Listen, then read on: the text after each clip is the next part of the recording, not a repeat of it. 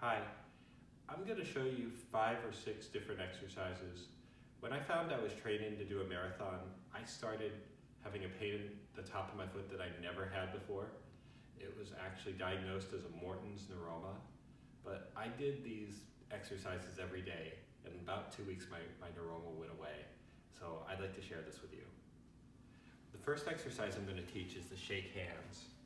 So what I'm going to do is take the bottom of my hand and I'm going to interlace my toes and pull this in between.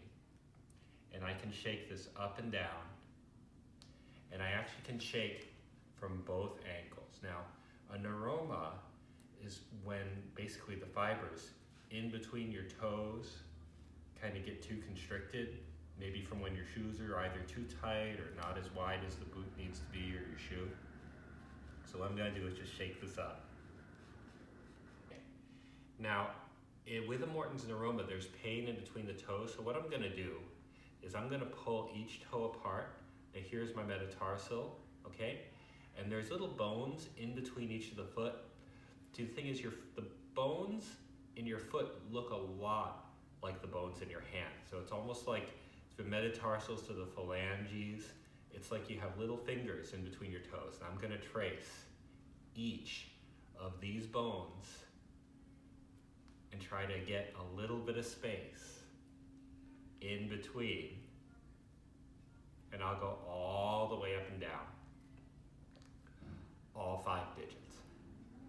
Okay, now there's little fibers. Now sometimes the top of your foot can be very strong and the bottom of your foot can actually wind up becoming very weak. So what I'm going to do is I'm going to tap some of the areas that I feel need a little more strength. And I'm not doing this exercise by moving my toes, but I actually want to get this muscle right underneath the toe to work. I'm going to go right underneath my digits. I'm going to go right underneath my arch and try to get this muscle to come a little bit together. It's almost like I think like the fingers on my feet are going to work a little bit. And I'm going to take right on the inside of the heel and get this arch to move right in. And you actually can get this part of the arch to working. These are your intrinsic muscles underneath your feet. They might not seem like much, but they're incredibly important. Now this exercise is sometimes called the forefoot. I could just imagine that my foot spreads out, or sometimes I imagine in PT, like they put a towel underneath your toes. I'm just gonna get those intrinsic muscles of the feet to go a little bit out. I'm gonna let my toes spread right out, and I'm gonna pull the towel in. I don't even need to have a towel.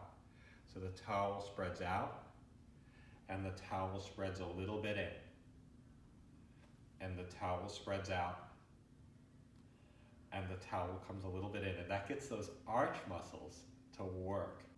After you get all these muscles to fire up from these 5 or 6 exercises, I'm gonna do this so slow. Can you lift up, just feeling the big toe, the inside of the arch?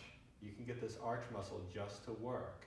And it doesn't necessarily need to go high, but if you can get these muscles to fire underneath your foot, that's how you get arch strength. And this is what really helps me recover from my neuroma relatively quickly, or any foot issue, like if you've had plantar fasciitis. Oh, that's terrible. So get your muscles of your feet